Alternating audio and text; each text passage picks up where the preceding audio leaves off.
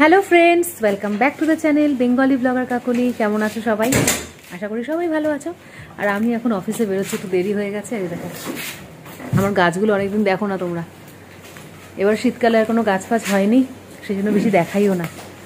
এখন বেরোচ্ছে। এই যে আশিসবাবু আজকে ছুটি নিয়েছে, কিন্তু আমার আজকে যেতে হবে। ফুলের মধ্যে গোলাপ ফুল একটু দেখাতে পারি, যে আর কোনো ফুল আপাতত নেই। চলো অফিস যাই বাবা। এই যে আশিস পৌঁছে দেবে, আর ছেলে আবার আজকে একটু বেরোবে ওর বন্ধুদের সাথে, একটু পরে বেরোবে, রেডি হচ্ছে।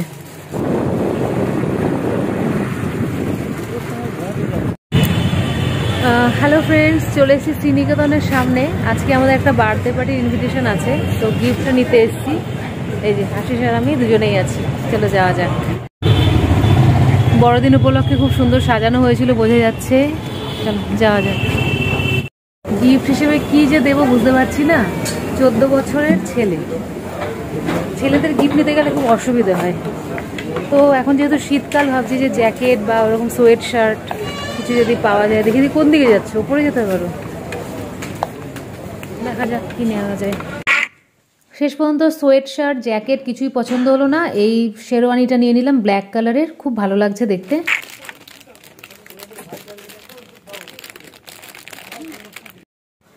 ওপরের যে পার্টটা সেটা খুব সুন্দর, মেরুন দিয়ে এরকম পাইপিং করা রয়েছে, আর ব্ল্যাকের ওপরে গোল্ডেন জরি দিয়ে ওয়ার্ক। আর পাজামাটা এরকম মেরুনের ওপর, দুটোই বেশ ম্যাচ করেছে আর খুব সুন্দর লাগলো বলে এটাই নিয়ে নিলাম। আর বেশি দেখলাম না, যত দেখবো তত কনফিউশন হয়ে যায়।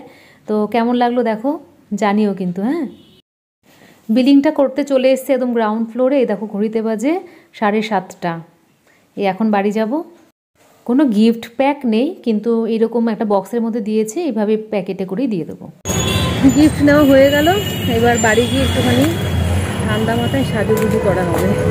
অনেকদিন ধরে নিমন্ত্রণ পাই না, যাই হোক বিয়ে বাড়ি না হোক, বার্থডে বেশ বড় করেই হচ্ছে, একটু সাজুগুজু করে যাবো। আর ছেলে অবশ্য এখনো ফেরেনি, আবার বন্ধুদের সাথে গেছে, পার্ক স্ট্রিট আছে। বলেছিলাম কিনা মনে নেই, আবার বললাম। ছেলে ফিরলে তারপর একসাথেই যাবো, একটু রাতই হবে যেতে। এখন চলে যাচ্ছি, হয়ে গেল ওদের কেনাকাটা।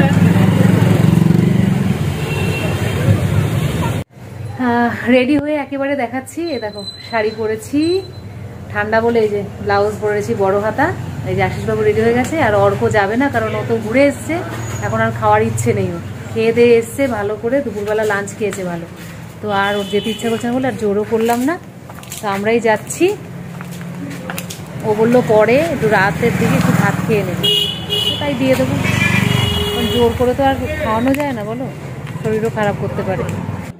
ইনভিটেশনে গিয়ে আজকে আর ডিরেক্ট ক্যামেরার সামনে কথা বলতে ইচ্ছে করছিল না। মাঝে মাঝে হয় না যে এত আওয়াজের মধ্যে চিৎকার করে কথা বলতে ইচ্ছে করে না, তাই একটুখানি এইভাবেই দেখাচ্ছিলাম। অল্প স্টার্টার নিলাম, তাও খেতে পারিনি, চিকেনের এটা। চলো এইবার দেখিয়ে দিই বার্থডে বয়কে। মাঝখানে যে ব্ল্যাক কালারের স্যুট পরা রয়েছে, ও হলো বার্থডে বয়। রাত একটু বেশি হয়ে গেছে, আর দেরি করব না, আমরা খাবারের দিকে চলে এসেছি। বুফেতে রয়েছে, তাই তুলে নিচ্ছি যে যার খাবার। আশিস প্রথমে নিচ্ছে এই রাধা বল্লভী, আর স্টাফড পটেটো রয়েছে ফার্স্টে, সেইটা নিল। আর এরপরে নিচ্ছে ফিশ ফ্রাই। কিছুটা নিয়ে তারপরে খাওয়া হলে আবার নেওয়া হবে। তো এই অবধি আমি একটুখানি ভিডিও করে নিলাম আশিসের, আমার এখনও নেওয়া হয়নি। ও এতটুকু নিলে তারপরে আমি আবার নেব, নিয়ে দুজনে একসাথে এইটুকুনি জিনিস আগে শেষ করব, তারপরে নেক্সট যে মেইন ডিশ আছে সেইখানে চলে যাব। তো দেখো এই হচ্ছে কিন্তু এখন আমাদের যা রয়েছে প্লেটে, তোমাদের দেখালাম।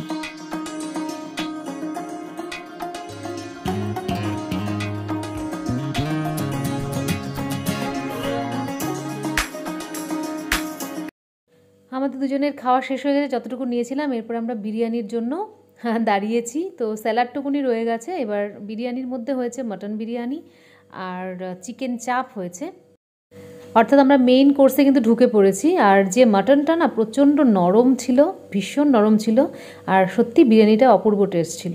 এরপর আমি চিকেন চাপের লাইনে দাঁড়িয়ে আছি। অ্যাকচুয়ালি বুফে হলে কি হয়, এইরকমটাই হয়, মানে খুব ভিড় হয়ে যায় বুফের মানে খাওয়ার টাইমটাতে। তো সেই কারণে একটু লাইনে দাঁড়িয়ে থাকতে হয়। আশিস অবশ্য আমার আগে নিয়ে গেছে, ও এক জায়গায় দাঁড়িয়ে খাচ্ছে, আর দাঁড়িয়ে দাঁড়িয়ে খেতে খেতে হাতও ব্যথা হয়ে যায় প্রচণ্ড।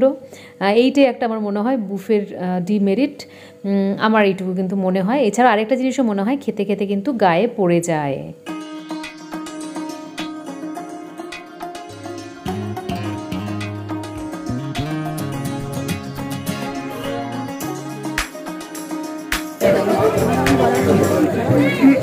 বেশি কথা বলতে পারছি না, পরে সব বলবো ভয়েস ওভারে, ঠিক আছে?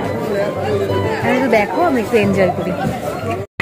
মেন কোর্সের খাওয়া শেষ করার পর চলে এসেছি তারপরে চাটনি পাঁপড় আর এদিকে সন্দেশ নিতে, আর তাছাড়া রয়েছে আইসক্রিম। এই দেখো আইসক্রিমটা নিয়ে এসেছি। আশিস আইসক্রিম খাচ্ছে ওইদিকে। আইসক্রিমটা না দাঁড়িয়ে একটু শান্তি মতো খাবো, হাতটা ধুয়ে এসেছি, তারপরে আইসক্রিমটা খেয়ে বাড়ি যাব। ছেলেটাকে বলেছিলাম যে আজকে যখন একটা বার্থডে ইনভিটেশন রয়েছে, আজকে বন্ধুদের সাথে প্রোগ্রামটা নাই বা করলি, কিন্তু এই যে সবাই মিলে একদিনে সময় হয়েছে, ওই প্রোগ্রাম তো আর ক্যান্সেল করা যায় না, কারণ সবারই তো কিছু না কিছু থাকতেই পারে না। তো সেজন্য আর কিছুতেই ও প্রোগ্রামটা পোস্টপন্ডও করতে পারলো না, আর ক্যান্সেল করা তো দূরের কথা। আসলে গেছে পার্ক স্ট্রিটে, ওখানে তো এখন খুব ভালো অনুষ্ঠান হয়, চার্চে গেছে আর কি, সেন্ট পলস ক্যাথিড্রাল চার্চে গেছে।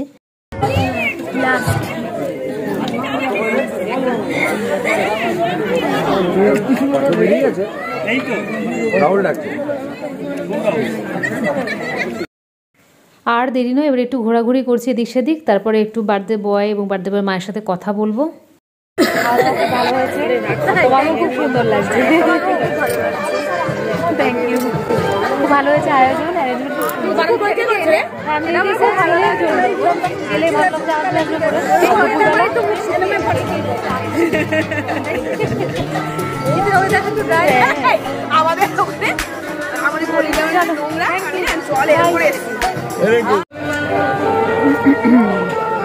আমাদের কমপ্লিট হয়ে গেল খাওয়া দাওয়া, এবার বেরিয়ে যাবো।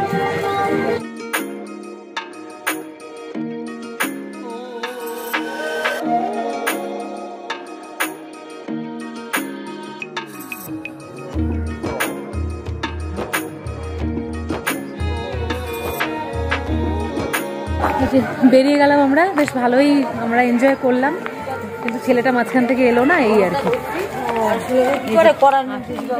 মাফলা টাফলা করে একদম প্রোটেকশন নিয়ে নিয়েছে, তো আমরাই চলে যাচ্ছি।